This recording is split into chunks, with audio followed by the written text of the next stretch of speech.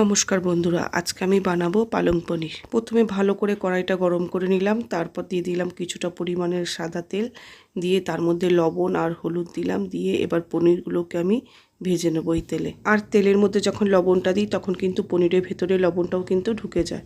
এবার আমি ওই তেলে গোটা গরম মশলা আর সাদা জিরে ফোড়নে দিলাম, তারপর দিয়ে দিলাম একটা কুচনো পেঁয়াজ আর টমেটো, আর দিয়েছি সামান্য লবণ, দিয়ে কিন্তু একটু ভাজা ভাজা করে নিলাম। ভাজা হয়ে গেলে আমি গ্রেট করা আদা আর রসুনও দিয়ে দিলাম তার মধ্যে। রসুনের কাঁচা গন্ধ চলে গেলে তার মধ্যে দিয়ে দেবো জিরের গুঁড়ো, ধনের গুঁড়ো, হলুদ, চেরা কাঁচা লঙ্কা। মশলাটা যাতে ধরে না যায় তার জন্য আমি দিয়ে দিলাম সামান্য পরিমাণে জল, আবার দিয়ে দিলাম কিছুটা পরিমাণে লবণ। আগের থেকে পালং শাকটা সেদ্ধ করে মিক্সারে পেস্ট করে নিয়েছিলাম, তো সেই পেস্টটাই কিন্তু এখানে দিয়ে দিচ্ছি। পালং শাকের সাথে মশলাটা ভালো করে মিক্স হয়ে গেলে তার মধ্যে দিয়ে দেবো আগের থেকে ভেজে রাখা পনির। এরপর দিয়ে দিলাম কিছুটা পরিমাণে চিনি, গরম মশলা আর কেটে রাখা ধনেপাতা, আর সবশেষে দিয়ে দিলাম ঘি। তাহলেই রেডি হয়ে গেল পালং পনির।